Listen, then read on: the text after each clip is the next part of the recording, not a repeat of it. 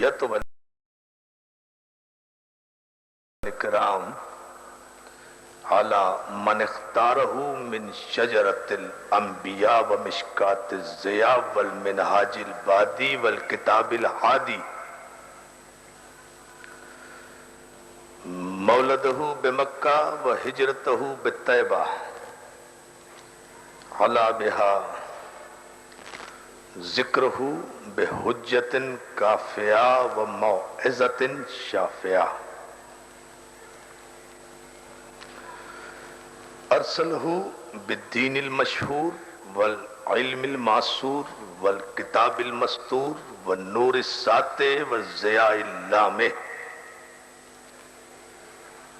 مولانا و مولا الثقلین جد الحسن والحسین وتعالی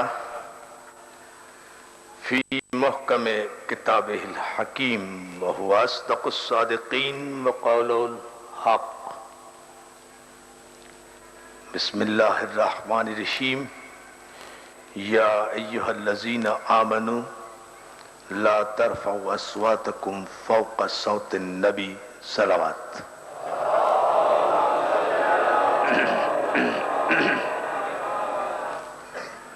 عزاداران مظلوم کربلا، ماتمداران سید الشہداء، شاہ قبلہ رضویہ ٹرسٹ کے زیر اہتمام الحمدللہ یہ عشر محرم کی پہلی مجلس احترام رسالت کے عنوان پر آپ کی بہترین سماعت اور اعلیٰ ترین ذوق ایمانی کی نظر ہے۔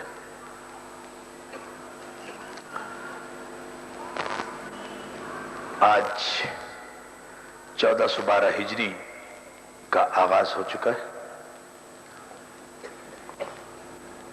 اور سن 61 ہجری کا عظیم الشان اور حق و باطل میں فیصلہ کن معرکہ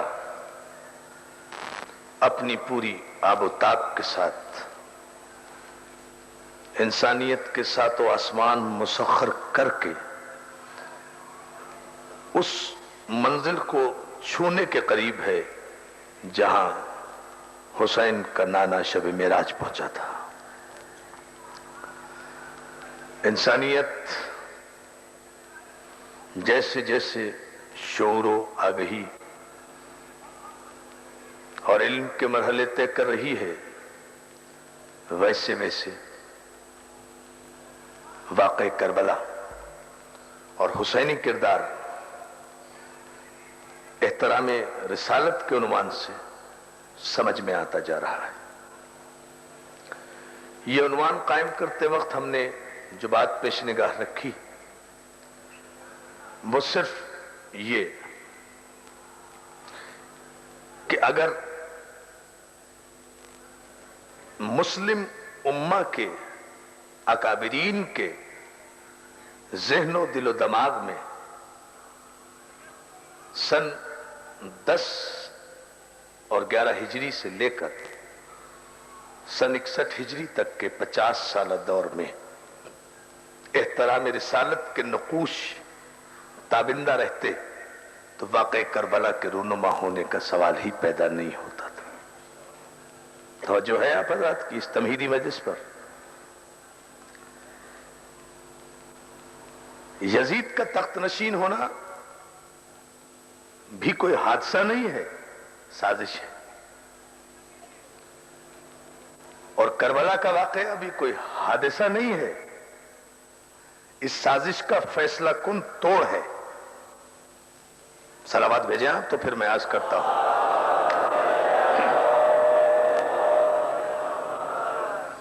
یزید بھی اعلی انسانی اقدار کی گراوٹ کا مسلسل نتیجہ ہے۔ اتفاقاً بڑی عجیب سی باتیں کہہ رہا ہوں، غور کریں آپ، یہ تاریخ کا نچوڑ ہے اور ذہین اور شاداب نوجوانوں کے فکر کے لیے ایک غذا بھی ہے، اس پر توجہ کریں۔ اس تمہیدی مجلس میں یہ واقعہ جسے بادشاہ نے وقت کے خریدے ہوئے مورخوں نے اور بکے ہوئے مفتیوں نے ایک حادثہ قرار دیا ہے، یہ حادثہ نہیں ہے۔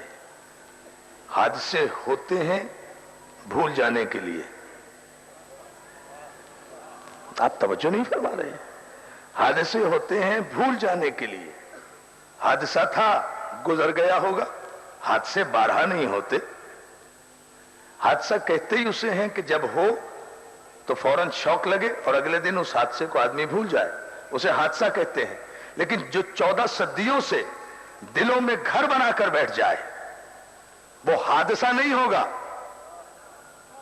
جو 14 صدیوں سے دلوں کو مسخر کرتا رہے وہ حادثہ نہیں ہوگا۔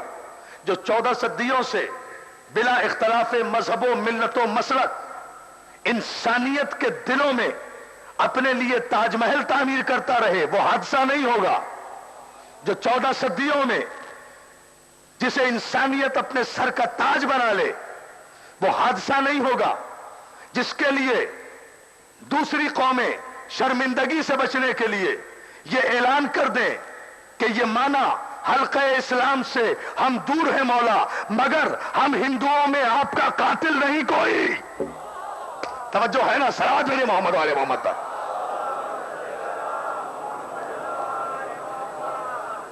ذرا سا آپ بیدار ہوتے رہیں، تھوڑا تھوڑا آمادہ ہوتے رہیں گفتگو کرنے کے لیے، بولنے کے لیے، اس لیے کہ بولتے رہیں گے تو پھر میں بھی بولتا رہوں گا۔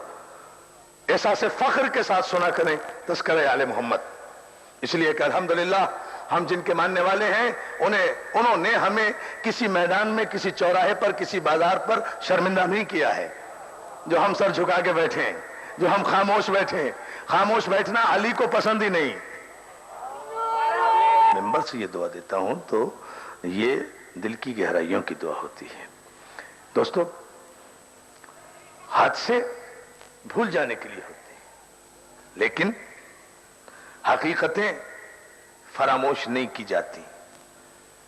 حادثے کی عمر بڑی کم ہوتی ہے، ہوا اور ختم ہو گیا، لیکن حقیقت کی عمر بہت طویل ہوتی ہے۔ فرق صرف اتنا ہے دوستو کہ کلمہ پڑھنے والوں نے اپنے نبی کے نواسے کا سر نیزے پر بلند کیا، اور جو کلمہ نہیں پڑھتے، غیر مسلم ہیں، وہ حسین کے تازیوں کو اپنے کاندھوں پر اٹھائے پھرتے ہیں۔ صلوات بھیجیں آپ محمد علیہ محمد پر۔ یہ ایک عجیب فرق ہے، اسے دیکھیں، اسے محسوس کریں، یہ ہے فرق۔ تو اس واقعے کو کسی جغرافیے میں محدود نہیں کرنا چاہیے، کسی قبیلے میں محدود نہیں کرنا چاہیے۔ ہم یہ جو اہتمام کرتے ہیں نا اور اعلان کرتے ہیں کہ عامت الناس کو دعوت ہے کہ حسین کی مجلس ہو رہی ہے، وہ آئیں، تشریف لائیں، وہ صرف اس لیے، یہ اتنے بڑے لاؤڈ اسپیکر کے اہتمام کی کیا ضرورت ہے؟ ہمارے اپنے امام بارگاہ کے اندر آئے ہوئے دوستوں کے لیے تو مختصر سے لاؤڈ اسپیکر بھی کافی ہے۔ یہ جو ہم نے گلیوں اور سڑکوں اور میلوں تک آوازوں کے پھیلانے کا بندوبست کیا ہے، یہ ہماری علمی فراخ دلی ہے اور تابندہ ماضی ہے۔ خدا کے لیے غور کریں، یہ ہماری علمی فراخ دلی ہے اور تابندہ ماضی ہے۔ اگر ہماری جہالت اور شرمندہ ماضی کہیں شامل ہوتا نا اس میں، تو ہم بھی چھپ چھپ کر ذکر کرتے، رک رک کر ذکر کرتے، ڈر ڈسا میرے محمد آئے محمد پر۔ یہ علمی فراخ ہے حضور، توجہ ہے، یہ ہے وہ منزل فکر جسے آپ پہچانیں اور دیکھیں اور غور کریں۔ یہ ہماری علمی فراخ دلی ہے کہ ہم اعتماد کے ساتھ صرف مسلمانوں کو نہیں، مسلمان تو ہے ہی حسین کے، حسین تو ہے ہی مسلمانوں کے محمد کا نواسا، حسین تو ہے ہی ساری ملت مسلمہ کا مشترکہ سرمایہ افتخار۔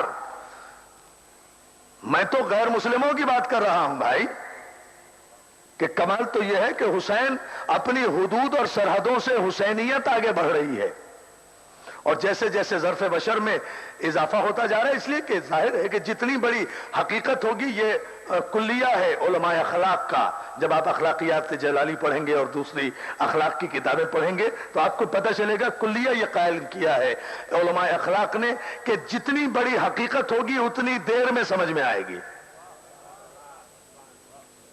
इसलिए कि जितना बड़ा मैंने जुमला कहा है उतने ही लोगों की समझ में आया है। 6 आदमियों ने कहा सुभान अल्लाह। सोच लें, हाँ, मैं आपको चैन से तो नहीं बैठने दूंगा 10 दिन। ऐसे नहीं, ऐसे तो मैं पढ़ने का आदी नहीं, ना आप सुनने के आदी है माशाल्लाह, लेकिन ये सलामत रहो मेरा हक है और आप सबका मुझ पर हक है।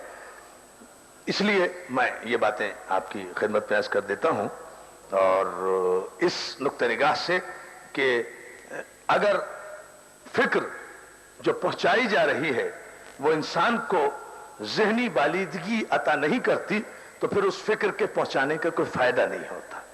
हम आते हैं यहां रिस्क इल्म हासिल करने के लिए, तकवीयत ईमान के लिए। रोने के लिए तो 5-7 मिनट ही बहुत होते हैं। इधर हुसैन कहा उधर मरसिया हो गया, इधर फरात कहा उधर आंखों की फरात ने अपने किनारे तोड़ दिए, इधर प्यास कहा उधर सकीना याद आ गई, इधर अलम देखा उधर अब्बास याद आ गए। तो रोने के लिए कोई मसला, सलावत भेजा मोहम्मद आले मोहम्मद, रोना मसला नहीं है। ये जो बहस है इसलिए कि हम तो पैदा ही इसलिए हुए, लेकिन हम यहां से जो रिस्क इल्म हासिल करते हैं अजीजान मोहतरम, उस रिस्क इल्म का तकाजा यह है कि वो इल्म यहां से हम लेकर जाएं और मकाम फख्र पर गलियों में, चौराहों में, कैसेट्स के जरिए, लाउड स्पीकर्स के जरिए, वीडियोस के, ऑडियोस के जरिए से लोगों को हुसैनियत का पैगाम पहुंचाते हुए ये बताएं कि देखो करबला सिर्फ एहतराम रिसालत के लिए बनी है, इसलिए कि यजीद ने ना हुसैन का इनकार किया था, ना अली का इनकार किया था, ना हसन का इनकार किया था।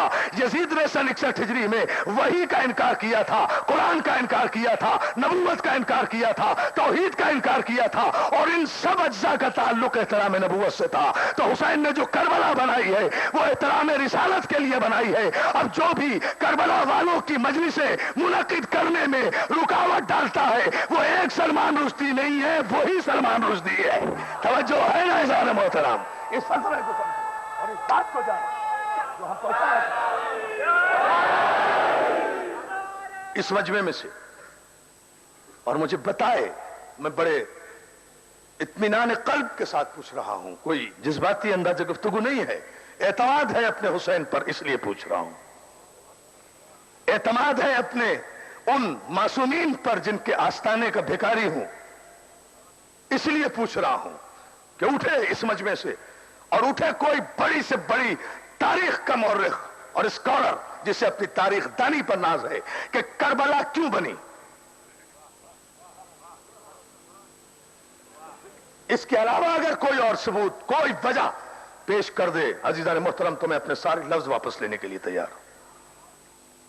और अगर करबला एहतराम रिसालत के लिए बनी है तो करबला की राह में रुकावट डालने वाला एहतराम रिसालत की राहों में दीवारें खड़ी कर रहा है, और जो एहतराम रिसालत नहीं चाहता है वो तौहीन रिसालत चाहता है, और जो तौहीन रिसालत चाहता है वो गुस्ताख रसूल है, और जो गुस्ताख रसूल है वो मुसलमान नहीं है, सलमान रुश्दी है।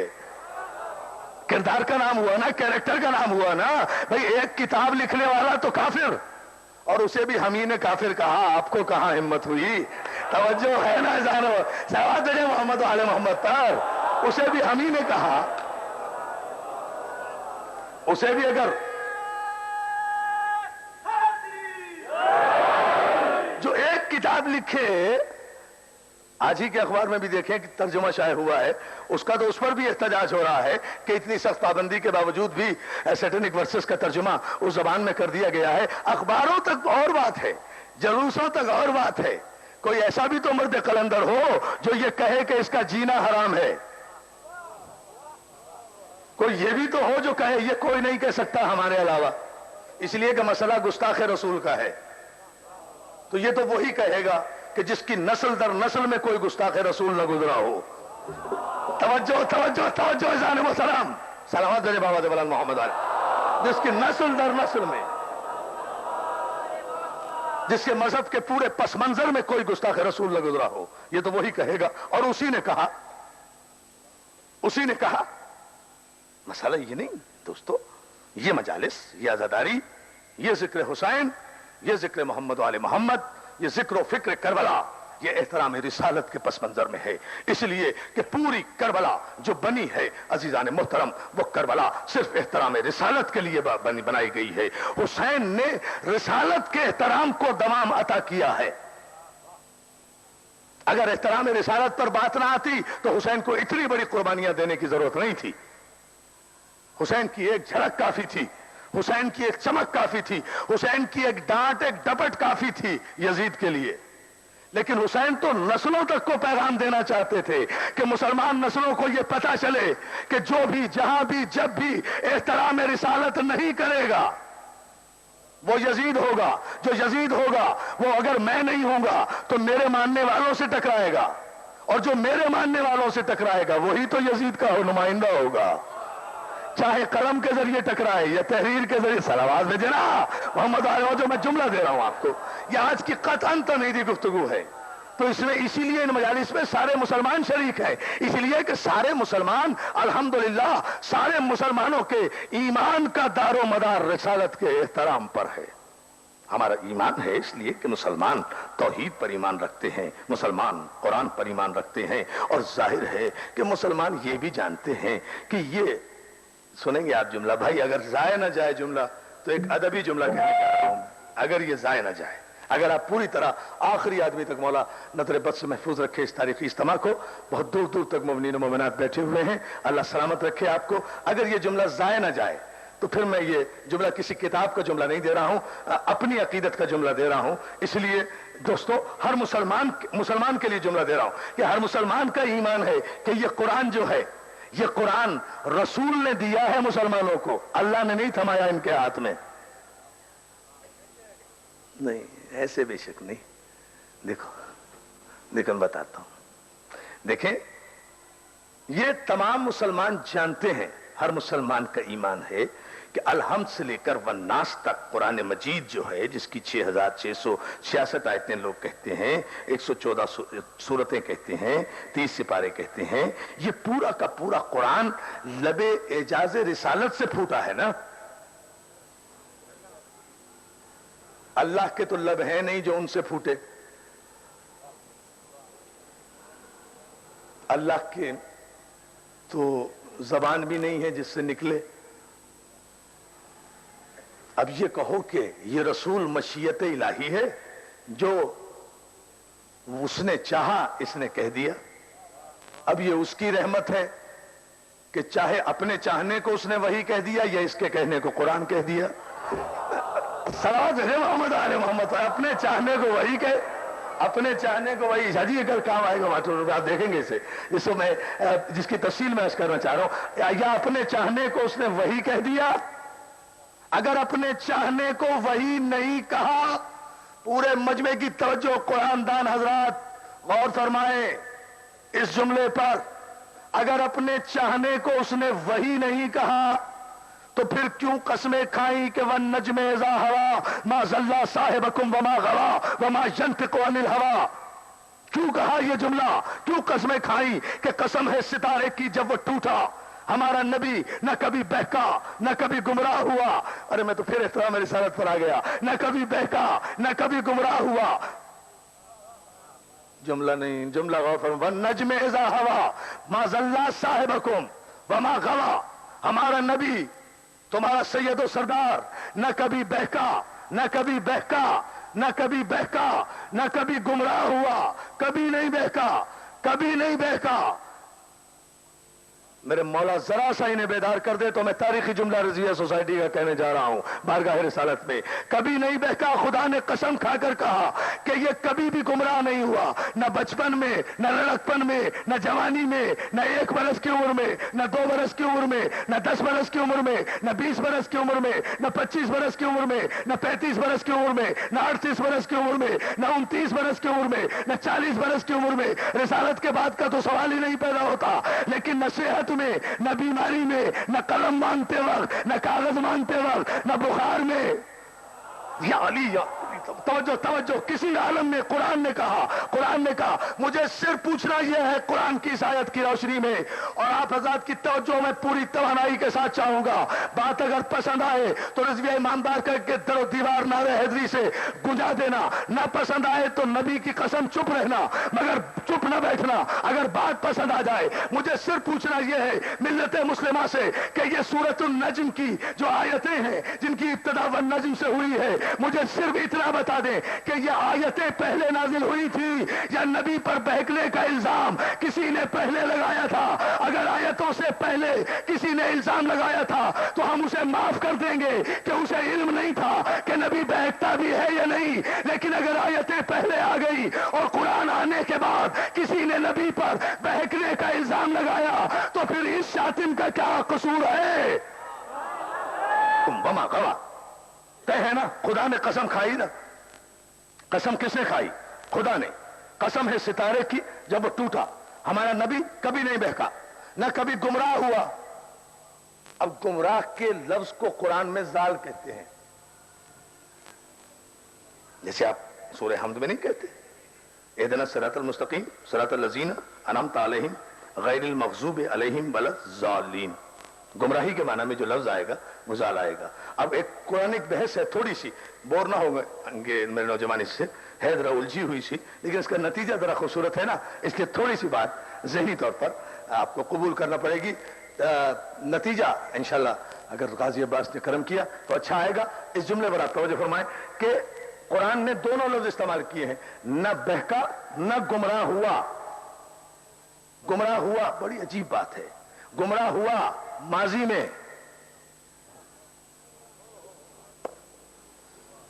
میں پھر قرآن کی آیت پیش کرنے جا رہا ہوں نا، میں اس لیے آپ کی توجہ چاہتا ہوں دوستو۔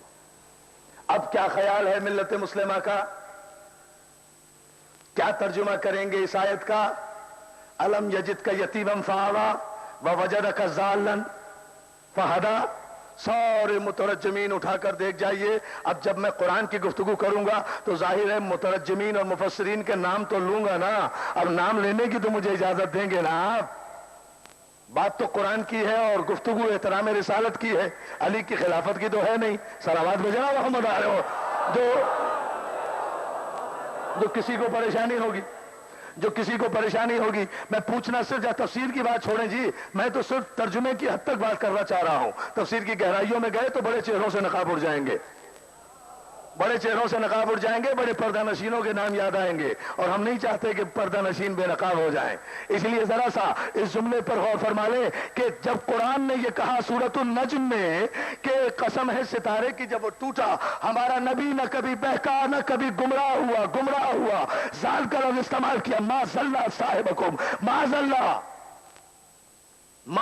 صاحبکم وما غوا۔ غوا کے معنی بہت توجہ، ذلہ کے معنی اور ہے، غوا کے معنی اور ہے۔ یہ کبھی گمراہ نہیں ہوا نہ کبھی بہکا، کبھی گمراہ نہیں ہوا۔ تو پھر اس آیت کا ترجمہ مولانا اشرف علی تھانوی سے لے کر ڈپٹی نذیر احمد تک، ڈپٹی نذیر احمد سے لے کر مولانا رشید احمد گنگوہی تک، مولانا رشید احمد گنگوہی سے لے کر مولانا قاسم نانوتوی تک، قاسم نانوتوی سے لے کر مولانا قاری محمد طیب تک، قاری محمد طیب سے لے کر بہت توجہ چاہوں گا اس جملے پر عزیزان محترم، آپ کی مولانا شیخ القرآن راول پنڈی والے غلام اللہ تک، تو مجھے بتا دیجئے ان سے لے کر مولانا مودودی تک، ان سب کے سب نے آخر اس آیت کا ترجمہ کیا کیا کہ الم یجد کا یتیما فآویٰ۔ حبیب کیا ہم نے تجھے یتیم نہیں دیکھا کہ تیری پرورش کی، اور کیا تجھے گم کردہ راہ نہیں پایا کہ تیری ہدایت کی؟ ارے قرآن تو کہہ رہا ہے کبھی گمراہ نہیں ہوا، آپ ترجمے میں یہ کہہ رہے ہیں کہ یہ کبھی گمراہ تھا پھر اللہ نے ہدایت کی۔ یہ کن گمراہوں کی گمراہی پر پردہ ڈالنے کے لیے میرے رہبر کامل رسول کو کن گمراہ، یا علی یا علی یا علی علی ہے نا تو یہ کن گمراہوں کی گمراہی پر پردہ ڈالنے کے لیے آیت کا ترجمہ کر رہے ہو؟ ووجدک ضالا فہدیٰ۔ کیا زال کے معنی صرف گمراہی ہے؟ اور تم سے کہا کس نے تھا کہ تم آیت کا ترجمہ کرو؟ کس حدیث میں ہے لکھا ہوا کہ آیت کا ترجمہ کرو؟ بھائی اللہ کی قسم کوئی نہیں کہہ سکتا یہ باتیں جو میں کہہ رہا ہوں. کس حدیث میں لکھا ہوا ہے کہ آیت کا ترجمہ بھی کرو؟ ترجمے کا تو حق نہیں ہے، تفسیریں کرنے لگے. توجہ ہے نا جان محترم؟ کس حدیث میں؟ کسی ایک حدیث میں بتا دو مجھے. قرآن سیدھا سیدھا عربی میں نازل ہوا ہے، عربی ہی میں سمجھنا ہے. آپ کو کہا کس نے کہ آپ ترجمہ کریں؟ قرآن کو سمجھنا اور بات ہے، فہم قرآن اور بات ہے، ترجمہ کرنا اور بات ہے. جن کے شین قاف ٹھیک نہیں ہیں، جن کے مذکر مؤنث صحیح نہیں ہیں، وہ ترجمہ کرنے بیٹھ جاتے ہیں، وہ بھی قرآن کا، جن سے غالب کے کلام کا ترجمہ نہیں ہوتا.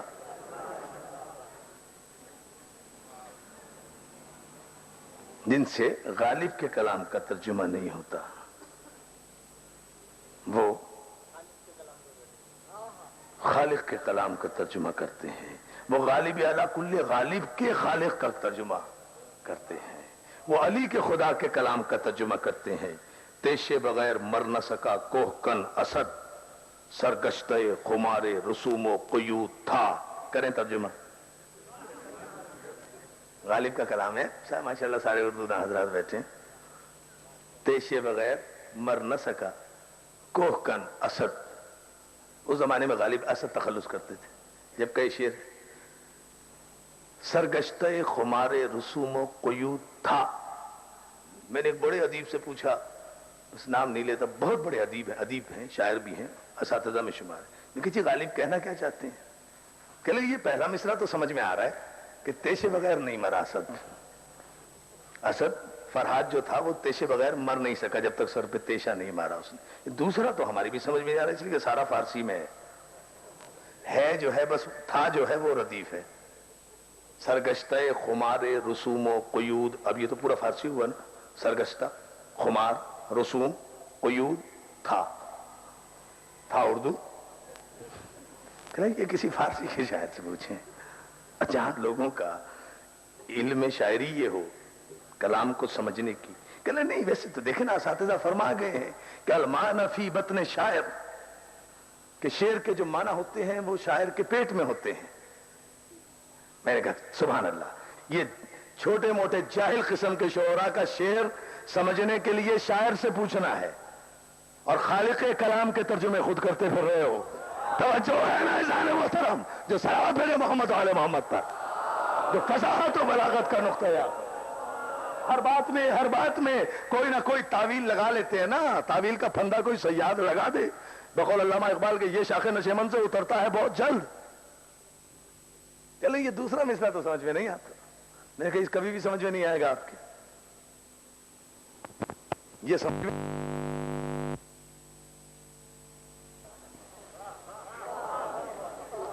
نہیں غور کیا. غالب تو جاہل آدمی تھا بیچارہ، 5-6 جماعت پڑھا لکھا. مولانا مودودی تو اسکالر آدمی تھے.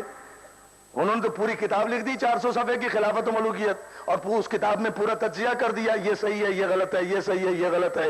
ہاں علی کے مقابلے میں آئے، بالکل غلط کیا. تلوار اٹھائی، بالکل غلط کیا. علی بالکل برحق تھے، وہ بالکل غلط. علی بالکل صحیح تھے، وہ بالکل غلط تھے. علی قطعاً برحق تھے، لیکن جو علی کے مقابلے میں آئے وہ حق پر نہیں تھے. یہ سب کچھ کیا، بالکل غلط کیا، جو کچھ کیا غلط کیا، مگر یہ کہ وہ بہرحال. ابے بھائی یہ نوجوان آدمی کو جو 400 صفحے پڑھوائے تم نے، اگر یہی پابندی لگانی تھی کہ مگر اف اینڈ بٹ، مگر یہ کہ کچھ نہیں کہنا چاہیے، بڑے بڑوں کی بات ہے، خطا اجتہادی ہو گئی ہوگی، بڑے بڑوں کی بات ہے، مگر چونکہ بحری بیڑا بنایا تھا اسلام کا غرق کرنے کے لیے،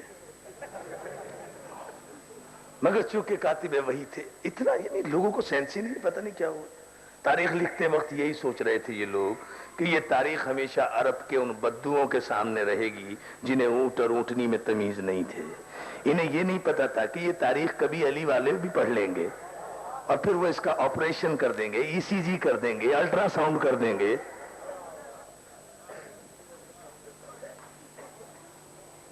انہیں نہیں پتا نہیں تھا بیچاروں کو. کاتب وحی بھی تھے. کس زمانے میں ہو گئے بے کاتب وحی؟ This is a historical question I'm going to ask. کس زمانے میں ہوئے؟ فتح مکہ کے بعد تو ہوئے مسلمان، باپ بیٹے. قرآن آ رہا ہے 20 سال سے. ان کے ظاہری مسلمان ہونے کے بعد صرف 3 سال اور آیتیں آئی ہیں. کاتب وحی کے زمانے میں ہوئے. اور جو باپ بیٹے ساری عمر رسول سے قرآن پر لڑتے رہے ہوں, رسول کا بھی کمال ہے, یہ قرآن لکھنے کی ساری ذمہ داری اسی بیٹے کو دے دی. ہاں بیٹے تو لکھ. بڑا لائق بیٹا ہے, ہر جنگ میں تو بڑا شریف آدمی رہا ہے نا. عجیب بات. یعنی آپ اس کو کیلکولیٹ کر لینا, ہسٹوریکل سی بات نہیں ہے. دیکھیں کہ بھئی فتح مکہ ہوا 8 ہجری میں, تو فتح مکہ سے پہلے جب والد صاحب ہی مسلمان نہیں ہوئے تھے تو فرزند ارجمند کہاں سے ہوتے؟ ہاں جو ہو گئے تھے مسلمان, ہم ضدی لوگ نہیں ہیں, ہم بڑے اہل علم لوگ ہیں, بڑے اعلیٰ ظرف لوگ ہیں. اعلیٰ ظرف اس لیے ہیں کہ علی کے ماننے والے ہیں. توجہ ہے نا. جو نہیں ہوا مسلمان اسے نہیں مانتے, اور جو ہو گیا وہ خواہینی کی اولاد میں سے کیوں نہ ہو ہم مانتے ہیں. ایک جملہ نکل گیا تھا, آج تک مان رہے ہیں. انہی صاحب کی بیٹی تھی جو رسول کے گھر میں آئی, ام المومنین بنی. ام المومنین بننا کوئی کمال کی بات نہیں ہے, مگر ہمیں ان کا یہ جملہ بڑا پسند آیا کہ جب والد صاحب بیٹھنے لگے بستر رسول پر تو نیچے سے چادر چھین لی کہ ناپاک کبھی پاک کی جگہ پہ نہیں بیٹھا کرتا.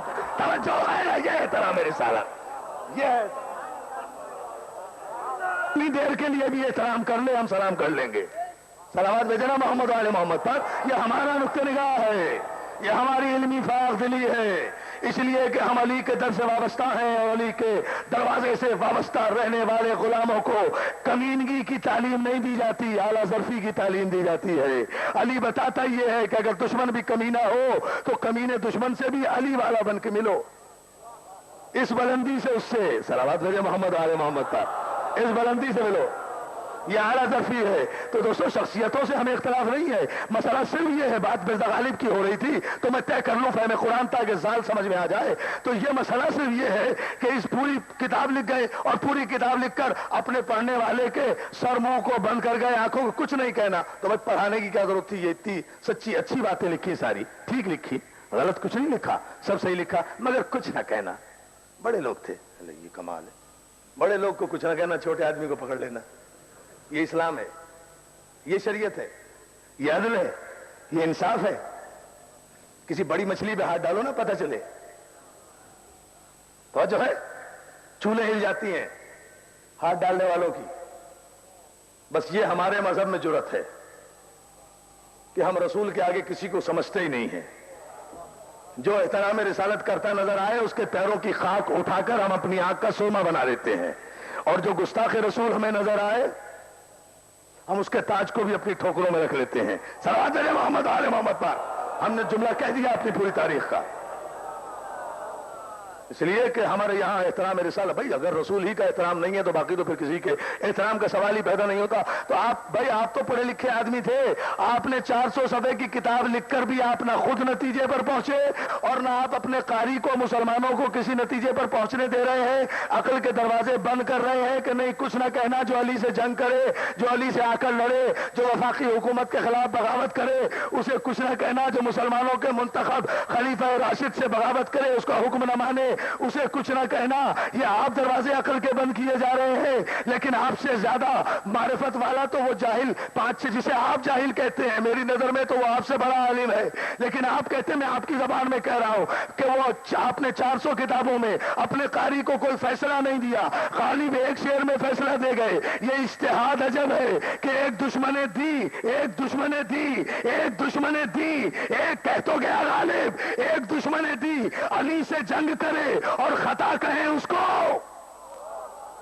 یہ عجیب اجتہادی فکر ہے لوگوں کی کہ ایک دین کا دشمن علی سے جنگ کر رہا ہے اور اس کے بعد بھی اسے خطا اجتہادی کے پردے میں چھپا رہے ہیں. اسی لیے غالب نے مرتے مرتے جو آخری شعر کہا تھا, میرے نوجوان دوستو میری ساری تقریر بھول جانا, مگر یہ شعر میں پہلی مرتبہ ممبر سے پڑھ رہا ہوں, نہ بھولنا. اور اس کا ریسپانس میں چاہتا ہوں کہ رضویہ امام بارگاہ کے نہیں, کالونی کے در و دیوار گولی مار تک آواز آئے تمہارے نعرے کی. غالب نے کہا, پروردگار میرے دامن اعمال میں کچھ بھی نہیں ہے, میں خار ہوں, اگرچہ نہ جنت میں جا سکوں, میں خار ہوں, میں خار ہوں, کردار نہیں ہے. میں خیر ہوں اگرچہ نہ جنت میں جا سکوں, ممکن ہے بعد مرگ بھی کچھ کام آ سکوں, ممکن ہے بعد مرگ بھی کچھ کام آ سکوں. پوری توجہ, ممکن ہے اس کے بعد گفتگو نہیں کر سکوں گا, پورے کلیجے کی طاقت سے دے رہا ہوں یہ گفتگو احترام رسالت کی. میں خیر ہوں اگرچہ نہ جنت میں جا سکوں, ممکن ہے بعد مرگ بھی کچھ کام آ سکوں. ایندھن بنا دے, ایندھن بنا دے, ایندھن بنا دے مجھ کو جہنم کا اے خدا, میں دشمن علی کے کلیجے جلا سکوں. یا علی یا علی یا علی.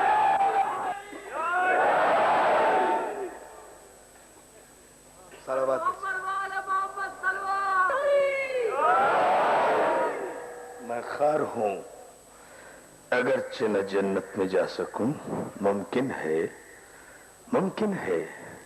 بعد مرگ ہی کچھ کام آ سکوں. جنت میں تو جاؤں گا نہیں, تو میرے پروردگار اتنا تو کر کہ ایندھن بنا دے مجھ کو جہنم کا اے خدا, کہ دشمن علی کے کلیجے جلا سکوں. یہ بھی محبت کا عجیب انداز ہے, یہ بھی محبت کا عجیب انداز. صلوات لگے نا محمد آل محمد. ارے لکھ لیا بیٹے سب نے, میں نے دیکھا نا کہ سب کے قلم اور کاغذ دوستوں کے نکل آئے, اس لیے میں نے اسے دہرایا تاکہ سب میرے نوجوان دوست, اس سے مجھے خوشی ہوتی ہے کہ نوجوان پوری توجہ سے ہماری گفتگو کو سنتے ہیں, رزق علم لے کر جاتے ہیں. بزرگ تو ہم سے بہتر جانتے ہیں, ہم جو کچھ پڑھتے ہیں وہ نوجوان دوستوں ہی کے لیے تو پڑھتے ہیں تاکہ یہ مقام فخر پر کہیں کہ ہم علی والے ہیں.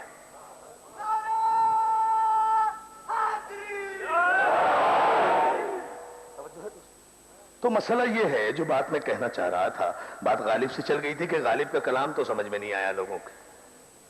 کیوں نہیں سمجھ میں آیا؟ اب آپ کی سمجھ میں آ گیا نا, اس لیے سمجھ میں نہیں آیا. صلوات بھیج دیں, صلوات بھیج دیں.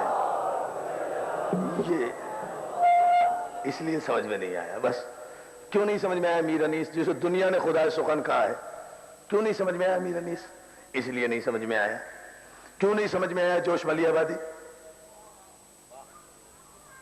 جبکہ اس کے سامنے جتنے اس زمانے کے اور اس زمانے کے شاعر ہیں وہ کیڑے مکوڑوں سے زیادہ اہمیت نہیں رکھتے.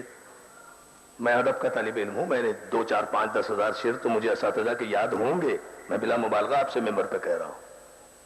لیکن یہ جتنے بڑے بڑے شاعر آپ کو تاریخ میں نظر آتے ہیں نا, یہ حفیظ جالندھری اور یہ فلاں اور یہ فلاں, نام کیا لیں. حفیظ جالندھری اس لیے بڑے کہ انہوں نے پاکستانی قومی ترانہ لکھ دیا, پاک سرزمین شاد باد, یہ بڑے شاعر. اور جو یہ کہے کہ انسان کو بیدار تو ہو لینے دو, ہر قوم پکارے گی ہمارے ہیں حسین, اس کا نام نہیں لیں گے, اس کی یاد نہیں. یہ خطا ہے نا جو اس کے, اور کیا خطا ہے؟ جو بادشاہ نامہ لکھے, شاہ نامہ لکھے, وہ بڑا شاعر. شاہ نامہ لکھا, فردوسی نے فارسی میں لکھا, اردو میں حفیظ جالندھری نے لکھا. ایک نسخہ جوش ولی آبادی کو بھیجا. جوش ولی آبادی چونکہ کربلا والے تھے نا, اس لیے ڈاکیے سے وصول ہی نہیں کیا, وہیں سے لیا ہاتھ پہ اور قلم نکالا. کیا ہے یہ؟ جی شاہنامہ ہے, حفیظ صاحب نے بھجوایا ہے. حفیظ جالندھری, ابو الحفیظ, ابو الاسر حفیظ جالندھری صاحب نے, جنہوں نے, ہاں میں جانتا ہوں. کیا ہے یہ؟ جی یہ شاہنامہ ہے پورا. کہ شاہنامہ کا ہے؟ کہ جی شاہنامہ اسلام, اسلام کا شاہنامہ. قلم نکالا, قلم دینا. ویسے تمہاری عادت تو نہیں ہے قلم دینے کی, لیکن دے دو, قلم دے دو, اس لیے کہ تمہاری کتاب میرے پاس ہے. تمہاری عادت تو نہیں ہے, تم قلم نہیں دیتے کتاب لے جاتے ہو. پتہ نہیں کیا سن رہے ہیں تم. قلم نہیں دیتے کتاب لے جاتے ہو, قلم دینا. وہیں سے قلم نکالا اور فی البدی شعر جوش ولی آبادی نے لکھا کہ میں یہ کتاب قبول کرنے سے اس لیے معذور ہوں کہ شاہنامہ اسلام کے لکھنے والے, اسلام کا شاہی سے تعلق کیا ہے؟ اسلام کا شاہی سے, اسلام کا شاہی سے, اسلام کا شاہی سے تعلق کیا ہے؟ اسلام اور ہے, شاہی اور ہے. اسلام اور ہے, بادشاہت اور ہے. اسلام اور ہے, شہنشاہیت اور ہے. اسلام اور ہے, آمریت اور ہے. اسلام اور ہے, مطلق العنانیت اور ہے. اسلام, یاد رکھو, شہنشاہیت آپ نے اب تو اپنی آنکھوں سے دیکھا. شہنشاہیت اگر کعبے کے پردے میں بھی لپٹی ہوئی ہو تو وقت پڑنے پر اس کی یہودیت ظاہر ہو جاتی ہے. پتہ نہیں آپ سمجھیں گے یا نہیں. صلوات دے آواز بلند.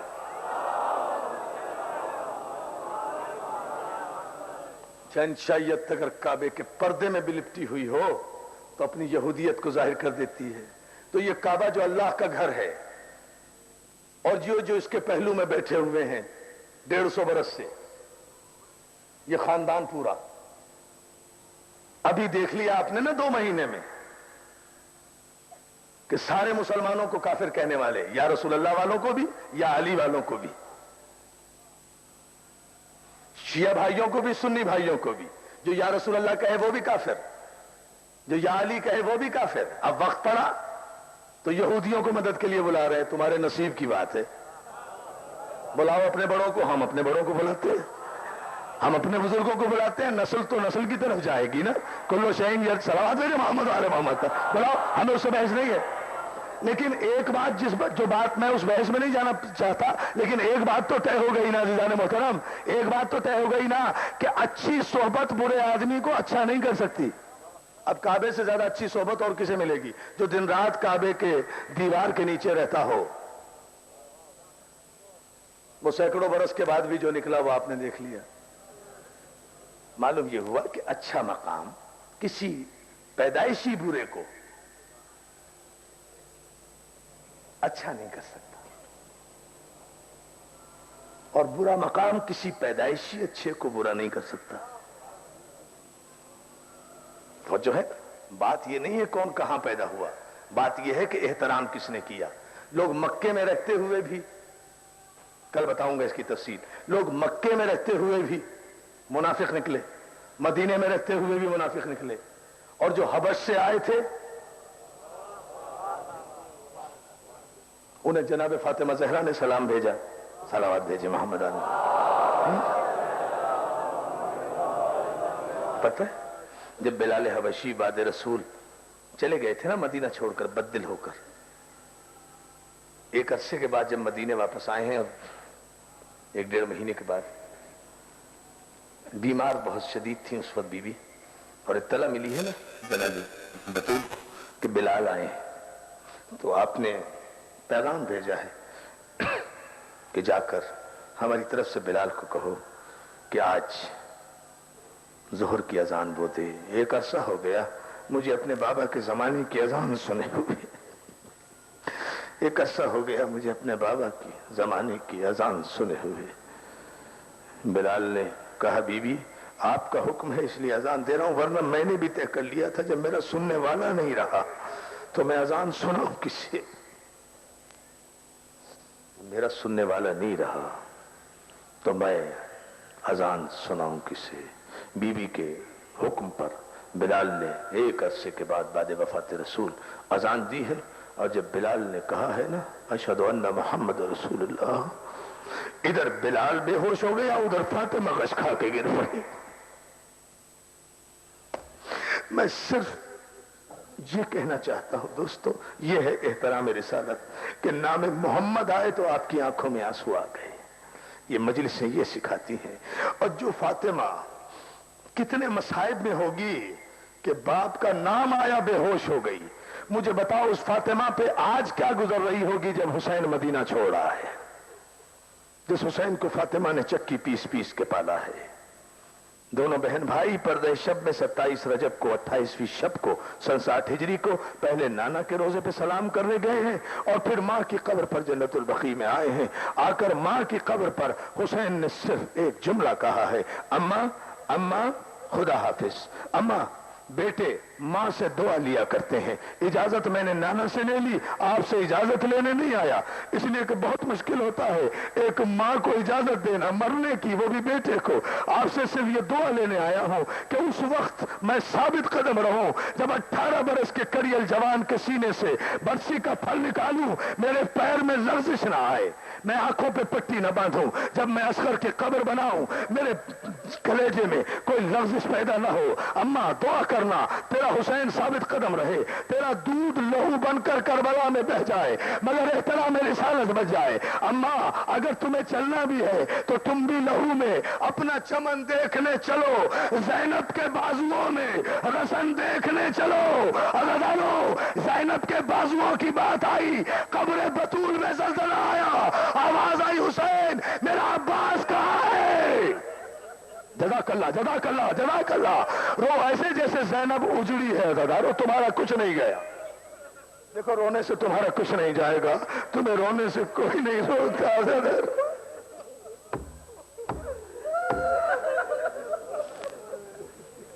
अल्लाह तुम्हें सलामत रखे, मौला तुम्हें कोई गम न दे। हाँ, हर आंख अश्कवार हो गई। बस मैं यही तो चाहता था कि ये कयामत आ जाए, ये मंजिल आ जाए। मसाइब में गाजी अब्बास के अलम के नीचे बैठे हो तो रोना नहीं आएगा। अल्लाह सलामत रखे इस अलम की हवाओं को, इस अलम के फरेब को, इस अलम के तकद्दुस को, इस अलम के लगाने वालों को, इस अलम की हिफाजत करने वालों को। मौला सबको तुम्हें इसके साए में रखे। सारे शियाने हजरत करार को अदादारों ये जुमला सुनोगे, अब्बास का मैं नाम ले रहा हूं, अलम की तरफ देखो, तुम्हें रोना आएगा, दिल कांप जाएगा, रोना आएगा। कब्र बतूल से आवाज है, हुसैन मेरा अब्बास कहाँ है? अम्मा अब्बास बाहर खड़ा हुआ रो रहा है, अब्बास भैया तुम्हें अम्मा फातिमा बुला रही है। अब्बास दौड़े दौड़े आए, कब्र बतूल को सजदा किया, फिर दाहना रुखसाना कब्र बतूल पर रखा, मट्टी को चूमा, शहजादी गुलाम हाजिर है। कब्र बतूल से आवाज आई, अब्बास तू मेरा बेटा है। अब्बास मैंने वसीयत में अली को वसीयत करते वक्त सिर्फ तेरा नाम लिया था, अली एक खातून से शादी करना, फला कबीले की होगी, उससे जो बच्चा पैदा हो उसका नाम अब्बास रखना। ये मैं 8 तारीख को पढ़ूंगा इंशाअल्लाह तफसील के साथ, मगर यहां तो जुमला पढ़ के गुजर रहा हूं। उसका नाम अब्बास रखना। अब्बास तुझे पता है तो मेरी तमन्ना है, अब्बास मेरी तमन्नाओं का चमची शहजादी, मैं आपका गुलाम हूं, हुक्म दीजिए। नहीं अब्बास, आज तो फातिमा तुझसे सवाल कर रही है, शहजादी मुझे गुनाहगार न करे, मैं कनीज़ादा हूं, मैं कनीज़ादा हूं, मैंने तो आज तक कभी ज़ैनब के चेहरे को नहीं देखा, आज तो ज़ैनब की भी माँ है, मुझे तो मेरी माँ उम्मुल बनीन का हुक्म था, अब्बास दूध नहीं बख्शूंगी। अगर कभी निगाह जिंदगी में ज़ैनब के पैरों से ऊपर उठ गई, बहन न समझना। जज़ाकल्लाह। मेरी माँ बहनों, मौला तुम्हें सलामत रखे। खवातीन आई है, बड़ी तादाद में आई है, जन्नतुल बकी में बैठी हो ना, यही तसव्वुर कर लो, मौला तुम्हें ये जन्नतुल बकी तामीर करने की तौफीक दे। यही समझ लो फातिमा ज़हरा यही कहीं बैठी होंगी जन्नतुल बकी में। ये सोच कर रो लो, ये सोच कर बीबी और रो लो, ये सोच कर के बीबी क्या कह रही है। शहजादी की कब्र से आवाज आती है, अब्बास अब्बास, मैंने आज के दिन के लिए तेरी तमन्ना की थी, मेरा हुसैन जा रहा है, मैं हुसैन के लिए कुछ नहीं कहती, लेकिन तेरे लिए मैं कह रही हूं कि जब तक तू सलामत है, मेरी ज़ैनब के पर्दे से खबरदार, मेरी कुलसूम की चादर। जज़ाकल्लाह। मातम किए जाओ हज़रारों।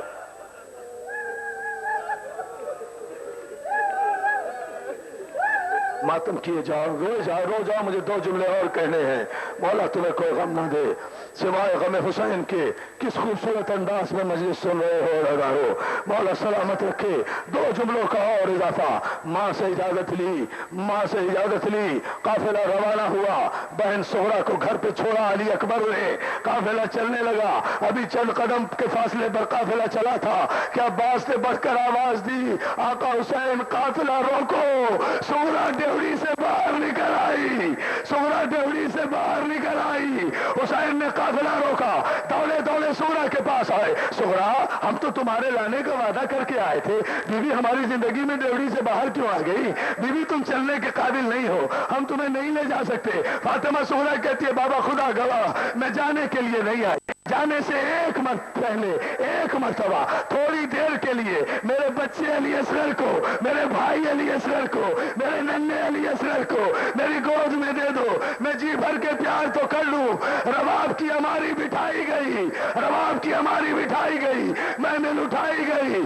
सो असगर को लेकर उम्मे रवाब सुगरा के पास आई। सुगरा ने असगर को देखा, असगर देखा, सोहरा ने हाथ फैलाए। असगर 20 दिन का है, अभी 6 महीने का तो करबला में होगा, 28 रजब को 20 दिन का है। असगर हुमका सोहरा की गोद में आया, सोहरा ने गोद में लिया, असगर लिपट गया। सोहरा प्यार करके कहती, असगर सब चले गए, तू तो रुक जा, बीमार बहन तेरा झोला चुरा के अकबर के आने के इंतजार के दिन काट लेगी मेरे लाल। सोहरा असगर से बातें कर रही है, کہ حسین کہتے صغرا اصغر کو جانے دے، بہت دیر ہو رہی ہے، ہمیں بہت دیر ہو رہی ہے۔